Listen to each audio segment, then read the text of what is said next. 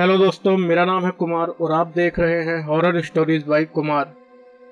तो आज की कहानी सुनाने से पहले मैं आपको बताना चाहूँगा कि अगर आप भी अपनी ज़िंदगी से संबंधित कोई हॉरर स्टोरीज हमें भेजना चाहते हैं तो हमारे सोशल मीडिया हैंडल पर हमसे संपर्क जरूर करें। हमारे सोशल मीडिया का लिंक आपको नीचे डिस्क्रिप्शन में मिल जाएगा।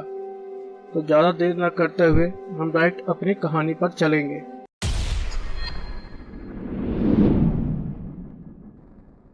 ये बात आज से लगभग 3 साल पहले की है, जब मैं अपने करीबी दोस्त की शादी में शामिल होने उसके गांव गया था। हम दोनों दिल्ली की एक कंपनी में साथ काम करते थे, लेकिन उसका परिवार राजस्थान के एक छोटे से गांव से संबंध रखता था। उसके विवाह से जुड़े सभी आयोजन वहीं गांव में ही होने वाले थे, इसलिए उसकी शादी से 3 दिन पहले ही मैं वहां जाने के लिए निकल पड़ा। जयपुर एयरपोर्ट पर उतरने के बाद मैंने उससे गांव पहुंचने के लिए एक टैक्सी की।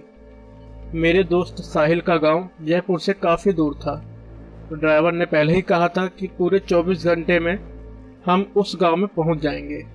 सफ़र लंबा था, इसलिए टैक्सी ड्राइवर से बातें भी शुरू हो गई। बातें करते करते उसने गांव देहातों में फैले भूत प्रेतों के किस्से का जिक्र छेड़ दिया। ड्राइवर का कहना था कि जिस गांव में मैं जा रहा हूं वहां तो डायनों का आना जाना बहुत आम बात है। उसने मुझे एक नहीं न जाने कितने ही किस्से सुना दिए उस गांव और डायन से जुड़े हुए।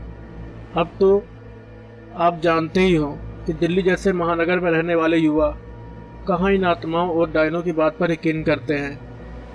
मेरे जैसे अधिकांश लोगों के लिए ये सब मनोरंजन का एक जरिया ही हो सकता है, इससे ज़्यादा कुछ नहीं। लेकिन शायद वह आखिरी बार था जब मैंने इन सब काली शक्तियों को बस एक मजाक के रूप में लिया था, क्योंकि उसके बाद जैसे मैंने इन पर न सिर्फ विश्वास करने लगा बल्कि हर समय इनकी उपस्थिति का एहसास भी करने लगा। ड्राइवर का कहना था कि सुबह 8 बजे तक हम अपनी मंजिल पर पहुंच जाएंगे। रात 10 बजे के आसपास हमने एक ढाबे पर खाना खाया और फिर सफ़र की थकान की वजह से आंख लग गई। अचानक हमारी गाड़ी खराब हो गई, और वो भी ऐसी जगह जहां से कुछ भी मदद मिलना लगभग नामुमकिन था। मुझे समझ नहीं आ रहा था कि क्या किया जाए। सुबह होने का इंतजार भी नहीं कर सकते थे और आसपास कोई जगह भी ठीक नहीं थी। इतने पर ड्राइवर ने मुझसे कहा कि 2-3 किलोमीटर पर एक ढाबा है, आप वहां पहुंच जाओ, मैं गाड़ी ठीक करवा कर आ जाऊंगा। मैंने उसकी बात मान ली और पैदल चलने लगा। बहुत चलना था, इसलिए कानों में एयरफोन लगा लिया और सोचा टाइम पास हो जाएगा। कुछ दूर चलते ही मुझे ऐसा लगा जैसे मेरे साथ कोई चल रहा है। बड़ी तेज महक सी आई और बहुत देर तक अपने साथ किसी और के होने का एहसास हुआ।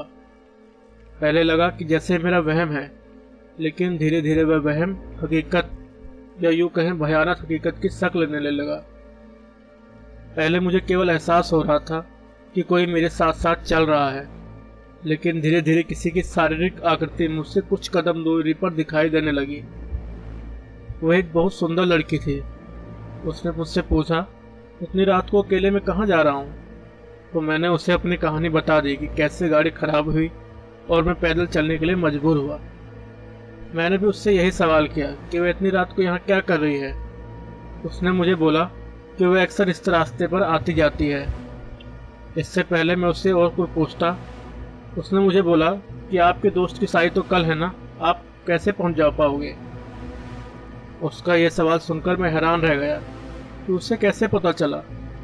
मैंने पूछा, आपके मेरे दोस्त की शादी के बारे में कैसे पता चला? तो उसने मुझे बताया कि ऐसे ही।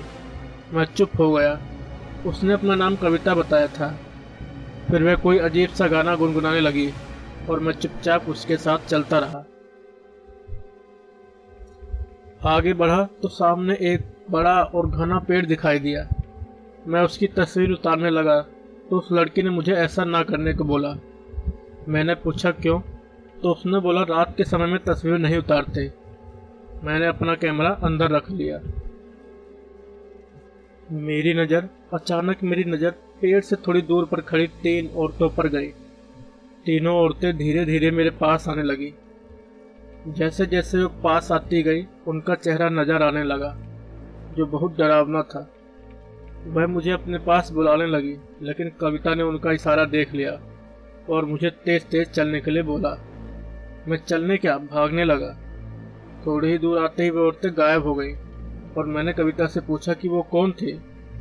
उसने बताया कि वो इस गांव में पिछले कई सालों से घूम रही है। गांव के लोग उन्हें बुरी आत्माएं कहते हैं। आपको उनसे बचाने के लिए ही मैं आपके साथ आई हूँ। मैंने पूछा तुम कैसे बचा सकती हो। उसने फिर कोई जवाब नहीं दिया। हम बहुत दूर निकल आए थे। कविता ने कहा कि ढाबा आने वाला है और रास्ता भी सुरक्षित है, अब मुझे चलना चाहिए। मैंने कहा तुम आगे नहीं जाओगी। उसने कहा मेरी मंजिल तो यही है। जाते जाते उसने मुझे बस एक बात बोली कि हर आत्मा बुरी नहीं होती साहब।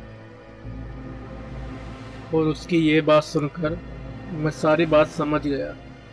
और आज इस बात को 3 साल हो चुके हैं, लेकिन फिर भी मैं कभी कभी सोचता हूँ कि अगर उस रात वो अच्छी आत्मा मुझे बचाने नहीं आती तो मेरा क्या होता। अब तो मैंने कभी भी रात का सफ़र करना भी छोड़ दिया। उम्मीद करता हूँ कि ये कहानी आपको समझ आ गई होगी। तो दोस्तों, ये कहानी आपको कैसे लगी हमें कमेंट करके ज़रूर बताइएगा और अपने दोस्तों के साथ शेयर कीजिएगा अगर अच्छी लगी हो। साथ ही साथ हमारे YouTube चैनल को सब्सक्राइब कर लीजिएगा ताकि हमारी आगे आने वाली स्टोरीज़ का नोटिफिकेशन आपको सबसे पहले मिल जाए। Thank you, bye bye.